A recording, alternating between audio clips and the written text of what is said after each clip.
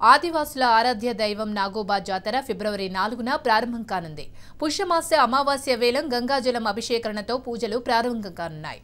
మహాపూజలకు పవిత్రమైన గంగాజలాన్ని ఆదివాసీ మెస్రం వంశీయులు జన్నారం మండలం కలమడుగు గోదావరి నది హస్తమడుగు నుంచి సేకరించి కేస్లాపూర్కు తిరిగి పయనమయ్యారు. తిరుగు ప్రయాణంలో 31న ఇంద్రవల్లి మండలం ఇంద్రాదేవి ఆలయానికి చేరుకుని ప్రత్యేక పూజలు నిర్వహించి సాయంత్రం కేస్లాపూర్ మర్రిచెట్టుకు చేరుకోనున్నారు. ఫిబ్రవరి 4న ప్రారంభం కానున్న కేస్లాపూర్ నాగోబా జాతరకు సంబంధించి మరింత సమాచారం మా రిపోర్టర్ నరేష్ అందిస్తారు. గిరిజన బిడ్డలను ఏకం చేసే జాతర నాగోబా. అత్యంత నియమ నిష్టలతో ఈ జాతర కొనసాగుతుంది. దాదాపు 15 రోజుల పాటు కొనసాగే ఈ జాతర విశేషాలేంటి, ఎలాంటి ఆచార వ్యవహారాలు పాటిస్తారు, ఎలాంటి నియమ నిబంధనలు ఉంటాయి, ఆదివాసీలనంతా ఒక్క తాటికి చేర్చే ఈ జాతర విశేషాలేంటో ఒక్కసారి తెలుసుకునే ప్రయత్నం చేద్దాం. మనతో పాటు ఆదివాసీ మెస్రం వంశీయులు అన్నదమ్ములు 7 పడియోర్ మరియు కటోడా మరియు నాయక్వాడి, జోప్యా, గాయకి, వాడే వీళ్ళంతా అన్నదమ్ములు కలిసి చేసేటువంటి ఈ ఒక యజ్ఞం, మహాపూజ. అయితే పూస్ మాసం నెలవంక చూసిన తర్వాత పేన్భూపేల్ కటోడా మరియు జల్బోద్ హీరసుక్క వాళ్ళిద్దరు కలిసి పడియోర్ దగ్గర వెళ్ళి, పడియోర్ అంటే భౌర్మచ్వా నగూర్ అంటే మా యొక్క నగరం కేస్లాపూర్ గ్రామానికి వెళ్ళి అక్కడ నివసించేటువంటి మా పడియోర్ అంటే పటేల్, ఆ పటేల్ను కలిసి నెలవంకను చూసిన తర్వాత అన్నదమ్ములు అందరం కలిసి నెలవంకను చూసిన తర్వాత కాలు మొక్కి. అంటే ఈ గంగా జలానికి తీసుకువెళ్ళే ప్రయాణం ఎలా ఉంటుంది, ఎన్ని రోజుల పాటు ఈ ప్రయాణం చేస్తారు, ఎక్కడి నుండి ఎక్కడి వరకు వస్తారు?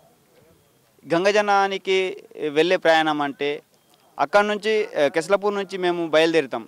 ఆ రోజు ఏమో అక్కడి నుంచి మొత్నూరు నుంచి ఇంద్రవెల్లి నిల్కడ అంటే ఒక కొద్దిసేపు ఆగుతాం అన్నారు.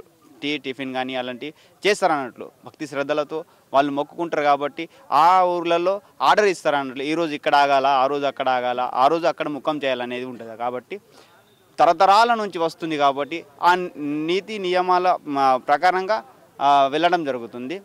అయితే గౌరీ అట్లనే జామడ ఇంకా డబ్బులి వెళ్ళడం జరుగుతుంది. పుష్యమాసంలోనే అర్ధరాత్రి వేళనే ఈ పూజలు ఎందుకు చేస్తారు? మెయిన్గా ఈ పూజలు చేయడం వెనుకున్న చరిత్ర ఏంటి, ఆనవాయితీ ఏంటి, సంప్రదాయం ఏంటి? తరతరాలుగా వస్తుంది కాబట్టి ఇది చేస్తున్నాం. అంటే ఈ జాతర చెప్పడం చాలా పెద్ద స్టోరీ ఉంది.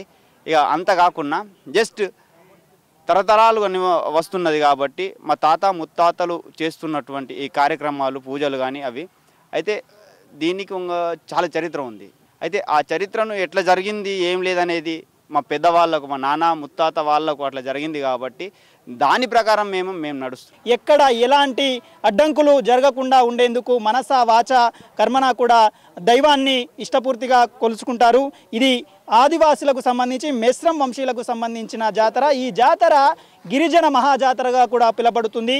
ప్రతి ఏటా ఆదివాసీలు అత్యంత నియమనిష్టలతో కొలుచుకునే నాగ దైవానికి సంబంధించిన జాతరగా కూడా పేరు గడించింది. తెలంగాణ రాష్ట్రం సిద్ధించిన తర్వాత ఈ జాతరను రాష్ట్ర పండుగ కూడా, రాష్ట్ర జాతరగా కూడా గుర్తించారు. దానికి సంబంధించిన ఏర్పాట్లు కూడా కొనసాగుతున్నాయి. కేస్లాపూర్ జాతర ఫిబ్రవరి 4న పుష్యమాసం అమావాస్య అర్ధరాత్రి ప్రారంభం కాబోతుంది. దానికి సంబంధించి ఆదివాసీలంతా ఎంతో ఉత్కంఠంగా ఎదురు చూస్తున్నారు. కెమెరా పర్సన్ సారేతో నరేష్, రాజ్ న్యూస్, ఆదిలాబాద్.